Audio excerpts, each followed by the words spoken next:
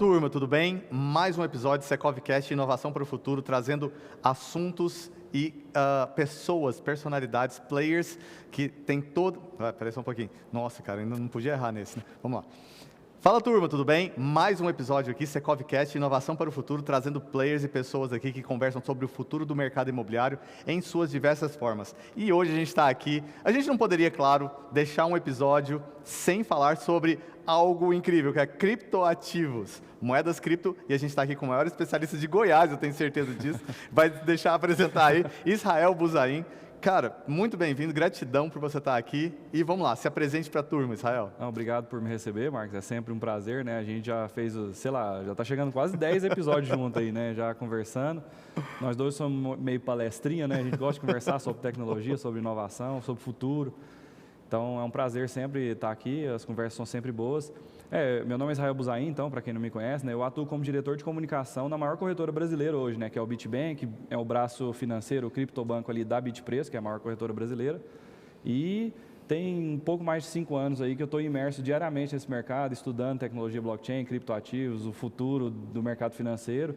Então, e tokenização também, acho que a gente vai falar um pouco sobre isso aqui hoje. Então, estou aí para tentar linkar aí o mercado super tradicional, né, que é o mercado imobiliário, com essa inovação disruptiva que é mercado financeiro mais Web3 agora, né, tecnologia blockchain e tudo mais. Israel, e você está assim, você como diretor de comunicação, você simplifica as coisas porque você precisa de comunicar para um público maior, normalmente não dentro do mercado de tecnologia. E aí, como a gente está falando aqui do mercado imobiliário, explica um pouquinho, resumidamente, o que seria uma blockchain para a gente começar a estruturar o cripto e também tokenização. Tá, realmente é isso, né? Assim, é um assunto muito complexo, a gente tenta traduzir. E talvez eu não vou conseguir traduzir bem, mas eu vou tentar o melhor aqui, né? Mas para explicar a tecnologia blockchain, eu acho que é uma coisa muito interessante explicar o que é o Bitcoin. Porque uma frase interessante lá que o nosso CTO falou para mim quando eu estava começando a aprender isso lá em 2019, que é assim, no princípio era o Bitcoin. Então, o Satoshi Nakamoto, que é essa pessoa que a gente não sabe quem que é, que criou o Bitcoin e depois sumiu no mundo e deixou aí o Bitcoin como um presente para a humanidade, né? Porque é um software de código aberto, qualquer pessoa pode contribuir e tudo mais. Ele criou o Bitcoin como uma moeda digital descentralizada. E essa parte da descentralização, que é o que dá mais valor para o Bitcoin, ele tem um monte de características que dá valor para ele, mas essa da descentralização, para mim, é a que dá mais valor, porque é o que permite ele ser a propriedade privada, a ultimate, né, em inglês, nem sei como é que traduz isso para português, mas é a melhor tipo de propriedade privada que existe, porque é inconfiscável, né, é imparável e inconfiscável. Mas, enfim, como é que ele fez isso, né? Como é que ele fez para essa rede descentralizada? Ele não usou, é até interessante isso, a primeira pessoa, né, que lançou uma criptomoeda, que é o Bitcoin, a criptomoeda original, ele não usou essa expressão blockchain. Ele usou chain of blocks e depois o pessoal mudou para uma coisa blockchain que fica mais hype, assim, mais chique. Marketizado, né? Exatamente. Mas é exatamente isso, eu contextualizei isso porque cadeia de blocos, né, chain of blocks, é exatamente o que é uma blockchain. E aí você teria que aprofundar um pouco mais em entender como é que um bloco é formado, mas basicamente um bloco, ele é tipo um documento que tem várias linhas e cada uma dessas linhas é uma transação que está sendo confirmada. Então, por exemplo, Israel mandou o Bitcoin para o Marcos, então meu endereço mandou o Bitcoin para o seu e isso fica registrado nesse bloco. E esse bloco, uma vez que ele é validado pelos mineradores, que a gente chama, se quiser também a gente pode entrar nesse assunto, esses mineradores criam esse bloco válido e enxerta ele nessa cadeia de blocos. Então, lá atrás, quando o Satoshi Nakamoto criou o Bitcoin e, por consequência, criou essa tecnologia, Chain of Blocks, que a gente chama de blockchain, ele fez a primeira transação, o software fez a primeira transação, que a gente chama ela de Coinbase, né, que é até o nome de uma corretora internacional. Mas essa transação Coinbase deu origem ao primeiro bloco e depois você vai conectando cada um dos blocos para ele ser validado, ele se conecta ao bloco anterior. Então, o que é o massa do blockchain e como é que a gente explica? Ele é uma cadeia de blocos e cada pessoa, e tem dezenas de milhares de nós espalhados porque é uma rede, né? Então, uma rede tem vários nós, né? Só você pensar na rede de pesca, tem vários pontinhos ali conectando. Então, cada um desses nós está espalhado ao redor do mundo, então é muito descentralizado, é a moeda mais descentralizada. Cada um desses nós tem uma cópia exata dessa cadeia de blocos. E é isso que garante a consistência dessa rede. Então, todo mundo que está, a gente fala atualizado, né, up to date com a blockchain, com essa rede, ele está no último bloco e ele tem toda a derivação. Se você for voltando bloco a bloco, você vai chegar no bloco 1, que é aquele bloco Coinbase. Então, você consegue medir desde o primeiro endereço que fez uma transação em Bitcoin até a última que foi feita agora há pouco, que foi gerado um bloco. E eu posso entrar também em detalhe do que aconteceu agora, que é o evento mais importante do Bitcoin, que acontece a cada 4 anos, né? A gente pode entrar nesse assunto. Mas o ponto é que a gente já está no bloco 840 mil, já passou do 840 mil. Perfeito. Então, são 840 mil blocos de transações que foram confirmadas na rede. Então, isso é uma blockchain, é uma cadeia mesmo de blocos, que são papéis digitais onde estão escritas as transações que foram feitas de uma moeda, por exemplo. Ou seja, isso poderia também ser traduzido para smart contracts. Na Ou verdade, não é diferente. Uhum. Eu posso... Pode, vamos entrar no smart contracts, porque eu acho que isso também corresponde ao mercado imobiliário, uma vez que a gente precisa de ter uma segurança jurídica para aquilo, e muitas pessoas não estão, talvez, assim, tão antenadas na tecnologia para entender como funciona um blockchain na prática. Mas quando você fala smart contracts, automaticamente já traduz melhor para o mercado tradicional. Então, assim, como que seria? Exatamente. Então, mas é importante a gente contextualizar como a gente fez, né? Porque o Bitcoin foi a primeira moeda e ele precisa da tecnologia blockchain para que essas transações dessa moeda sejam registradas. Então, a blockchain é esse livro onde ficam registrados cada uma dessas páginas que são os blocos, né? E o que aconteceu, na verdade, é que o Bitcoin foi criado para isso que eu te falei, enviar valor de uma pessoa para outra. E depois foi criado a primeira rede, uma segunda rede, na verdade, né? Que é a rede Ethereum, ou Ethereum, né? E dentro dessa rede tem um token ETH, que é muito famoso, é o segundo token mais negociado. Na verdade, o USDT, que é um dólar, uma moeda pareada em dólar, também fica ali disputando volume, mas a moeda mais negociada depois do Bitcoin é o Ethereum. E o que é o Ethereum? Ele também é uma blockchain. Então, Perfeito. Ele também tem uma outra blockchain, e nessa blockchain, só que ela funciona de uma forma diferente do Bitcoin. Como você falou, ela funciona num sistema baseado em smart contracts, em contratos inteligentes. E aí, esses contratos funcionam basicamente como um contrato mesmo, só que você programa ele, então o que o Vitalik, que é o criador do Ethereum, esse a gente conhece, ele existe ainda, está aí no mercado, aparece várias vezes. O que ele quis fazer? Né? Ele quis criar um computador descentralizado que processa esses contratos o tempo todo. Tem um problema de escalabilidade, também é um negócio um pouco mais aprofundado, mas ele criou um negócio muito interessante, tanto é que tem valor demais, que hoje a capitalização de mercado do Ethereum é muito próxima da do Bitcoin, é a segunda capitalização maior. Né? Então, ele entregou um negócio realmente de muito valor para o mercado. Então, explicando, o Ethereum é uma outra blockchain, então ele tem uma blockchain própria, só que essa blockchain não funciona da mesma forma que o Bitcoin. É semelhante, mas ela é baseada nesses contratos inteligentes. E aí, como é que funciona um contrato inteligente? Um programador estuda essa linguagem, normalmente ela é escrita com uma linguagem que chama Solidity, um pouco mais técnico, mas só para a gente ilustrar, e ele escreve um código mesmo que interage com essa blockchain e determina algumas regras, que é justamente esse contrato. Um contrato nada mais é que um conjunto de regras que duas pessoas assinam, né? Então, basicamente, um contrato inteligente é isso.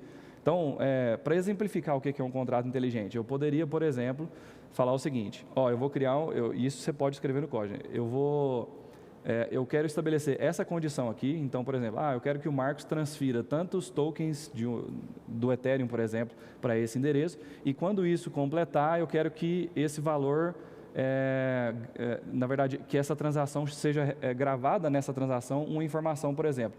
Okay. Ele é o dono desse token, por exemplo. Entendi. É uma linha de código que, na verdade, assim, sela o contrato de fato. Exatamente. Né? Então, é um contrato. Né? Ele escreve as regras e abre para duas assinaturas. A pessoa que escreve o código normalmente assina e a pessoa que está recebendo também assina. Quando as duas assinaturas, ou quaisquer que sejam as regras que foram estabelecidas, são cumpridas, aquele contrato é executado.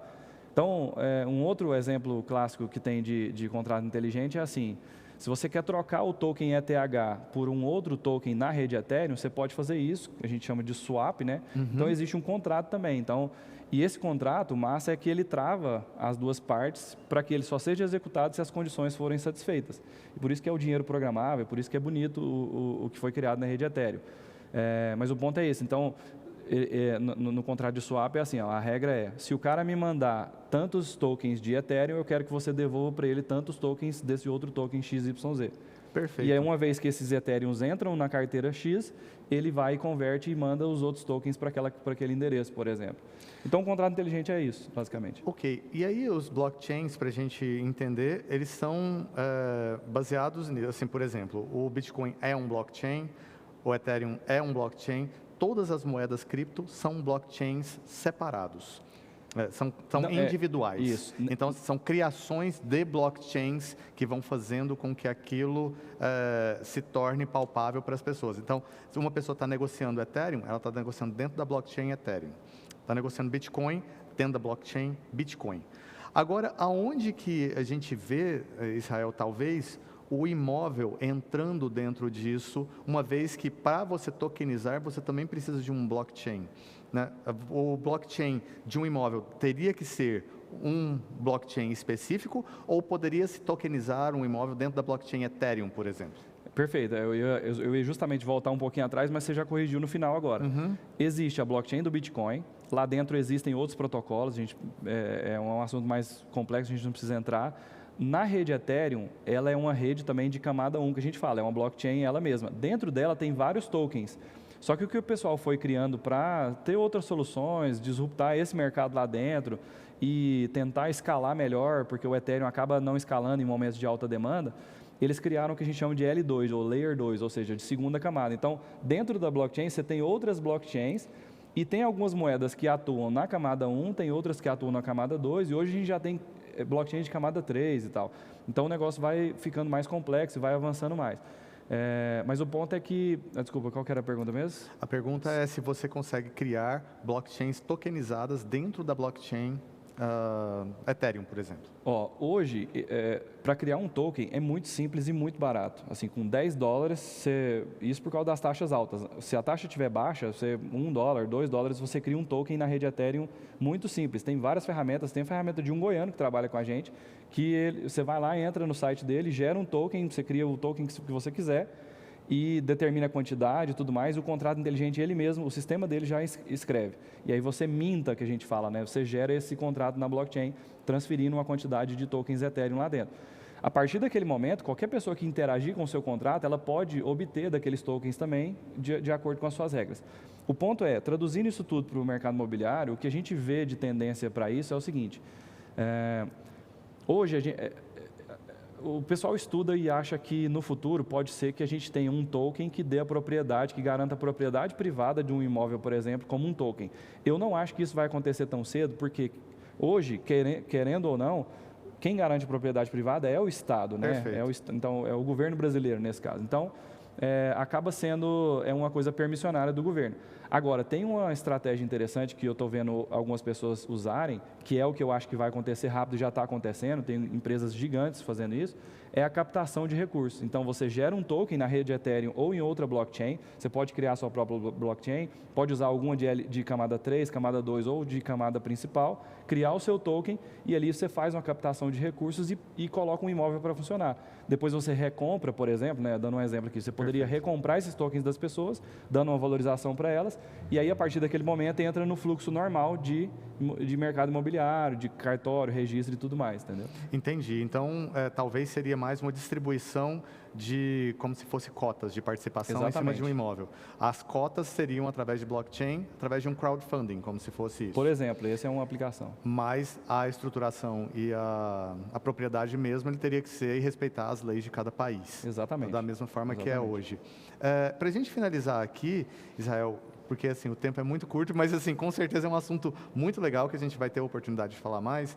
Mas assim, como que você entende que talvez assim, gerando um blockchain de um imóvel, um token de um imóvel dentro da blockchain da Ethereum mesmo, da por Ethereum, exemplo. eu teria que comercializar aquilo em Ethereum ou não necessariamente? Não necessariamente, existem outros tokens. Não necessariamente, né? Existem outros tokens que você pode interagir na rede Ethereum, você pode criar um próprio token de uma imobiliária, por exemplo, ou de uma incorporadora, né? Eu não sei bem os termos do mercado imobiliário, mas a pessoa que está fazendo aquela captação, ela pode criar um token próprio, as pessoas armazenam aquilo na carteira delas e depois você interage com aquele token. Você pode depositar, para dar um exemplo, dólares diretamente na conta dessa pessoa, simplesmente sabendo qual que é o endereço dela. Então, é um ganho de produtividade muito grande em relação ao mercado tradicional. Hoje em dia você conseguiria fazer coisas desse tipo muito fácil e muito barato. Cara, muito show. Israel, um assunto interessantíssimo. A gente vai ter outras conversas aqui. Gratidão por você estar aqui, cara. Obrigadão, obrigado pelo espaço. Até a próxima.